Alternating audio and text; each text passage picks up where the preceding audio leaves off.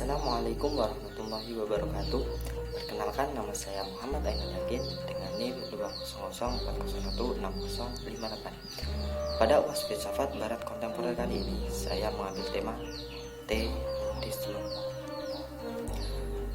Mengenai definisi terorisme, sampai saat ini masih banyak perdebatan, meskipun sudah ada banyak ahli yang merumuskan dan juga dirumuskan di dalam peraturan perundang-undangan.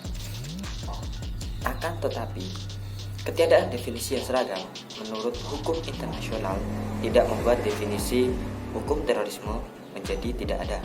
Setiap negara memiliki definisi tersendiri sesuai hukum nasionalnya untuk mengatur, mencegah, dan menanggulangi bahaya terorisme.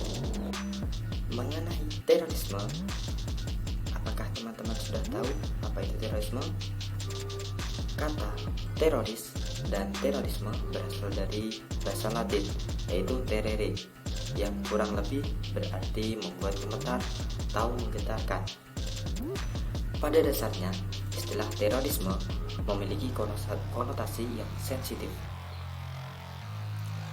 karena terorisme mengakibatkan timbulnya korban jiwa, baik warga sipil ataupun aparat pemerintahan tidak berdosa.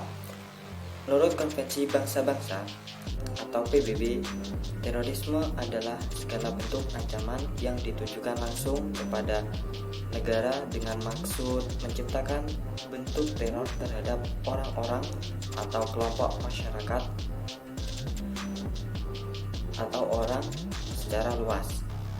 Sedangkan di dalam Undang-Undang Nomor 15 Tahun 2003 tentang Pemberantasan Tindak Pidana Terorisme, bahwa terorisme adalah perbuatan melawan hukum secara sistematis dengan maksud untuk menghancurkan kedaulatan bangsa dan negara dengan membahayakan bagi badan, nyawa, moral, harta, dan kemerdekaan orang-orang, atau menimbulkan kerusakan umum atau suasana teror atau rasa takut terhadap orang secara meluas, sehingga terjadi kehancuran terhadap objek vital yang strategis, kebutuhan pokok rakyat, lingkungan hidup, moral, peradaban, rahasia negara, kebudayaan, pendidikan, perekonomian, teknologi, perindustrian, fasilitas umum, atau fasilitas internasional.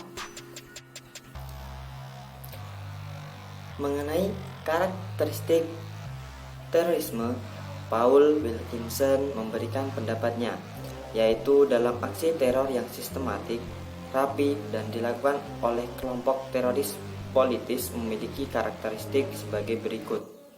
A. Merupakan intuisi yang memaksa. B.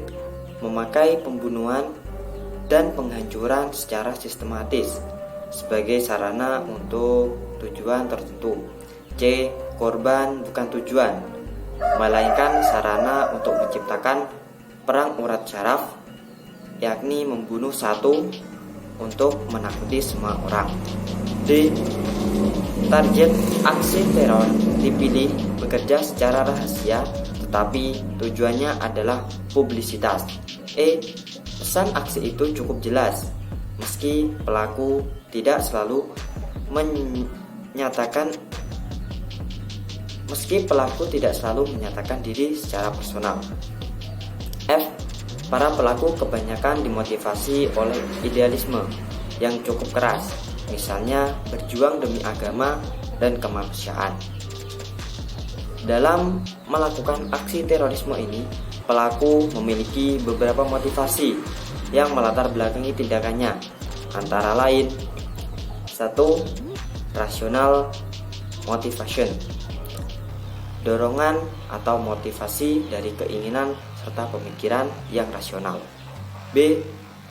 Psychological motivation, motivasi dari keadaan logis. C. Cultural motivation, atau motivasi yang berasal dari kebudayaan. Selain karakteristik dan motivasi terorisme, Paul Wilkinson juga mengungkapkan tipologi dari terorisme itu sendiri. Tipologi bertujuan untuk mengetahui penyebab dan strategi serta tujuan yang hendak dicapai oleh kelompok teroris. Tipologi terorisme antara lain: A. Terorisme epifenomenal, memiliki ciri tak terencana rapi, terjadi dalam konteks perjuangan sipil. B. Terorisme evolusioner, memiliki tujuan revolusi radikal atas sistem yang ada. C. Terorisme subrevolusioner, yang bermotif politis, menekan pemerintahan untuk mengubah kebijakan atau hukum, perang politis dengan kelompok rival, menyingkirkan pejabat tertentu. D. Terorisme represif, bermotif menindas individu atau kelompok yang tidak dikehendaki. Sekian dari saya. Apabila ada kesalahan, saya mohon maaf. Wassalamualaikum warahmatullahi wabarakatuh.